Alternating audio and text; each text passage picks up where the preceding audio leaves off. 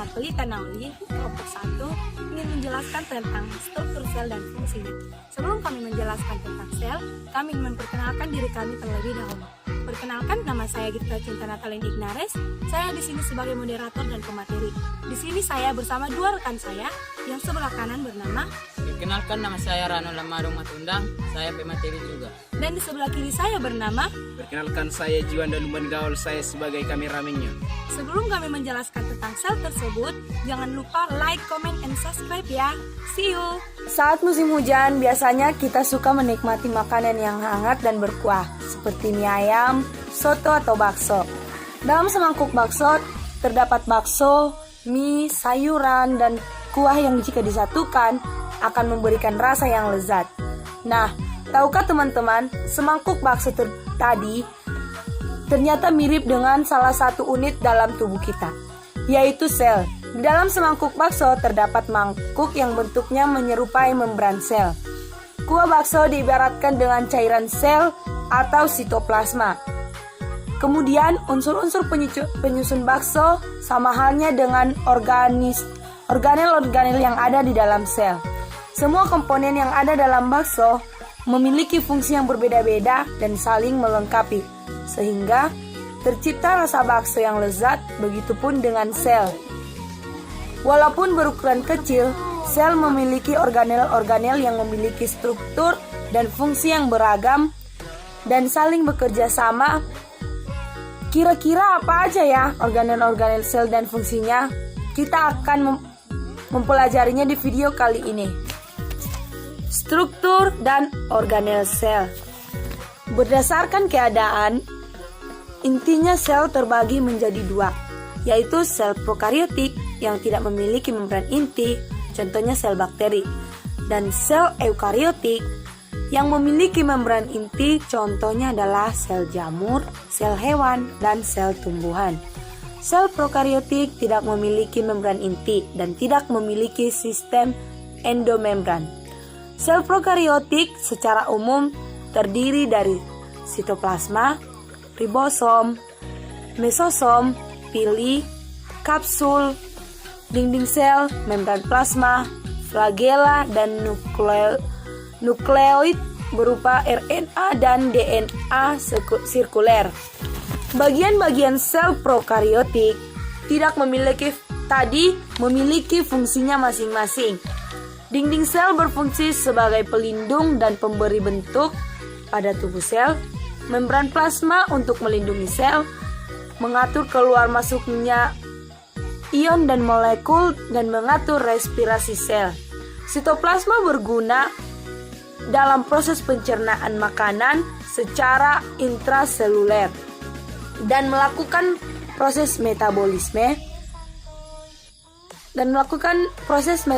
sel. Mesosom berfungsi sebagai penghasil energi. Ribosom sebagai tempat berlangsungnya sintetis protein. DNA membawa informasi genetik yang akan diwariskan untuk keturunan, dan RNA untuk membuat kode genetik sesuai DNA dalam bentuk asam amino. Berbeda dengan sel prokariotik, sel eukariotik merupakan sel yang memiliki membran inti dan sistem endomembran. Sel eukariotik memiliki organel-organel sel yang terdiri dari dinding sel, membran plasma, sitoplasma, ribosom, lisosom, sentrosom, retikulum endoplasma, mitokondria, kompleks Golgi, nukleus, dan nukleus. Sekarang mari kita bahas bagian-bagian sel, dimulai dari membran plasma. Membran plasma memiliki sifat selektif permeabel, yaitu dapat menyeleksi molekul yang masuk ke dalam sel. Membran plasma tersusun atas lipid, protein, dan karbohidrat. Pada membran plasma terdapat fosfolipid bilayer. Fosfolipid bilayer terdiri dari lapisan fosfof pada kepala dan lipid pada ekor berbentuk rangkap. dan bersifat fluid atau dapat berubah-ubah bentuk dan posisi. Fosfolipid bilayer terdiri dari dua daerah, yaitu hidrofilit yang merupakan bagian kepala yang suka air dan hidrofobit, bagian ekor yang tidak suka air. Selain lapisan fosfolipid, pada membran plasma juga terdapat lapisan protein yang terdiri dari protein integral yang merupakan protein yang terdapat di kedua lapisan. Fosfolipid dan berfungsi sebagai corong masuknya molekul dari luar sel. Protein perifer merupakan protein yang hanya terdapat pada satu lapisan fosfolipid dan berfungsi sebagai corong masuknya molekul dari luar sel. Protein perifer merupakan protein yang hanya terdapat pada satu lapisan fosfolipid saja. Selain itu, pada membran plasma juga terdapat saluran protein, glikogen, dan kolesterol. Kolesterol pada hewan dan fitosterol pada tumbuhan adalah jenis lemak pada membran sel yang mengurangi fluiditas fosfolipid bilayer. Glikogen adalah gugus karbohidrat yang terdapat di permukaan membran plasma yang berfungsi sebagai tempat penyimpanan cadangan makanan. Glikogen terdiri dari glikoprotein yang menempel pada protein membran dan glikolipid yang menempel pada fosfolipid. Membran plasma ini berfungsi sebagai pelindung sel, pengatur keluar masuknya molekul, dan tempat berlangsungnya reaksi respirasi dan oksidasi. Bagian sel berikutnya adalah sitoplasma. Sitoplasma memiliki sifat yang mampu mengenali dan menghantarkan rangsangan. Sitoplasma berfungsi sebagai bahan kimia sel dan tempat terjadinya reaksi metabolisme. Komponen utama dalam sitoplasma terdiri dari sitosol, yaitu cairan pada sitoplasma, substansi genetik, sitoskeleton atau kerangka sel, dan organel-organel sel. Selanjutnya, kita akan membahas organel-organel sel yang menempel pada sitoplasma. Organel pertama adalah nukleus atau inti sel.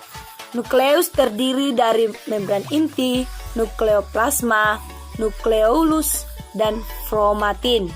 Membran inti adalah lapisan terluar inti sel yang terdapat pada organisme eukariotik. Membran inti memiliki pori-pori yang kecil yang berfungsi sebagai tempat keluar masuknya zat dan melindungi kromosom agar tidak tercampur dengan molekul besar dari sitoplasma. Nukleoluplasma adalah cairan yang terdapat dalam inti sel. Nukleolus adalah anak inti sel yang berfungsi sebagai tempat sintetis RNA. Kromatin adalah bagian inti sel yang menjadi tempat kromosom. Nukleus berfungsi mengatur pembelahan sel, mengendalikan seluruh kegiatan sel, membawa informasi genetik, replikasi DNA, dan sintesis protein. Organel berikutnya retikulum endoplasma RE merupakan penghubung membran inti ribosom dan badan Golgi yang berbentuk kantong pipi yang sebagian sitoplasma. Retikulum endoplasma ada dua macam, yaitu RE halus dan RE kasar. Retikulum endoplasma halus adalah RE yang tidak memiliki ribosom. Letaknya jauh dari membran inti. Fungsi dari RE halus adalah sebagai tempat sintetis lemak untuk hormon, metabolisme karbohidrat, penyimpanan kalsium, dan detoksifikasi racun. Retikulum endoplasma kasar adalah RE yang memiliki ribosom, letaknya kebanyakan dekat dari membran inti. Fungsinya adalah untuk menyintesis protein bersama ribosom yang akan digunakan di membran atau di luar sel. Jadi, secara umum fungsi RE adalah menyintesis lemak, dan kolesterol sebagai alat transportasi antara molekul, menetralkan racun dan menampung protein yang disintetis oleh ribosom yang terdapat di RE kasar. Selanjutnya ribosom. Ribosom merupakan unit gabungan protein dengan RNA. Ribosom tersebar bebas di sitoplasma dan ada yang menempel di permukaan RE, yaitu RE kasar. Ribosom berfungsi menyintesis protein yang berguna untuk kegiatan metabolisme sel. Kompleks Golgi atau badan Golgi. Kompleks Golgi merupakan kumpulan ruang gelembung kecil dan kantong kecil yang bertumpuk-tumpuk. Kompleks Golgi berfungsi menjalankan sistem sekresi, membentuk membran plasma sebagai tempat sintesis polisakarida dan membentuk akrosom. Organel terakhir adalah mitokondria. Terdiri dari membran luar dan membran dalam, berfungsi untuk melangsungkan rantaian menghasilkan ATP kristal, berguna untuk memperluas permukaan membran, untuk menyerap oksigen metrik, berfungsi sebagai tempat oksida asam lemak. Mitokondria atau the powerhouse of cell merupakan penghasil tempat-tempat berlangsungnya respirasi sel. Nah teman-teman, itulah organel sel eukariotik. Semua organel yang kita bahas tadi terdapat pada sel tumbuhan dan sel hewan. Namun keduanya memiliki perbedaan. Apa saja ya perbedaannya? Yuk kita harus bahas lebih lanjut. Pada sel hewan terdapat organel khusus berupa lisosom, sentriol, dan papula yang berukuran kecil. Sedangkan pada sel tumbuhan memiliki organel khusus berupa kloroplas, dinding sel, dan vakuola yang berukuran besar. Dan beginilah struktur lengkap sel tumbuhan, terdiri dari dinding sel, plasmodesmata, lamella, protoplasma, peroksisom, badan Golgi, vakuola tengah, sitoskeleton, mitokondria, plastida, kloroplas, RE kasar, RE halus, membran inti, kromatin, nukleus. Sekarang kita membahas organel khusus pada sel tumbuhan. Pertama, dinding sel. Dinding sel memiliki struktur yang berdiri dari dinding primer, dinding sekunder, lamela tengah, dan plasmodesmata. Dinding sel tersusun atas selulosa, hemiselulosa, dan pektrin selulosa. Bersifat kaku dan memberi bentuk sel serta mempertahankan tergidita sel. Fungsi dari dari dinding sel sebagai penyokong sel, melindungi selaput plasma, memelihara keseimbangan sel dari tekanan, dan memberi bentuk sel. Organel khusus berikutnya vakuola. Vakuola merupakan organel sitoplasmik berisi cairan yang dibatasi membran tonoplas. Pada sel tumbuhan yang sudah tua, vakuola tampak berukuran besar dan berisi cadangan makanan. Serta pigmen vakuola terbagi menjadi 3 jenis, yaitu vakuola tengah atau tonoplas, vakuola yang mendominasi sel tumbuhan yang berfungsi sebagai tempat penyimpanan makanan, vakuola makanan yang berfungsi sebagai tempat pencernaan, penyimpanan, dan pengedaran makanan. Vakuola kontraktil, vakuola bernejut, berfungsi sebagai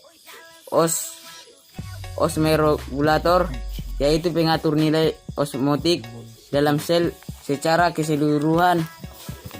Fungsi sebagai tempat menyimpan zat makanan, tempat menyimpan pigmen, tempat menyimpan minyak, atsiri, memasukkan air melalui tonoplas, tempat penimbunan sisa metabolisme. Organel khusus sel tumbuhan terakhir adalah plastida. Plastida memiliki struktur yang terdiri dari membran luar, membran dalam, grana, dan tilakoid. Plastida merupakan organel membran rangkap yang berasal dari perkembangan proplastida di daerah meristematik. Berdasarkan pigmen yang dikandungnya, plastida dibedakan menjadi dua, yaitu kloroplas mengandung klorofil yang berguna sebagai tempat fotosintesis. Kromoplas mengandung pigmen non fotosintetik yang terdiri dari warna merah, oranye, dan kuning. Leukoplas pigmen tidak berwarna yang berguna sebagai tempat penyimpan makanan. Berikutnya, struktur lengkap dari sel hewan terdiri dari membran plasma, sentrosom, peroksisom, sitoskeleton, protoplasma, badan Golgi, ribosom, lisosom,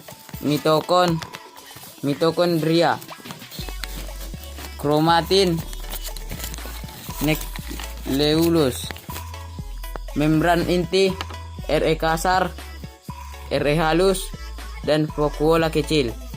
Selanjutnya, kita akan membahas organel khusus pada sel hewan. Organel khusus pertama adalah lisosom. Lisosom merupakan membran yang berisi enzim pencernaan berupa protease, lipase, nuklease, dan fosfatasa. Lisosom memiliki fungsi untuk melakukan pencernaan intrasel, menghancurkan struktur sel yang tidak dikehendaki atau autofagi, membebaskan enzim keluar sel atau eksositosis, menghancurkan diri sel atau autolisis. Dan organel khusus kedua adalah sentriol.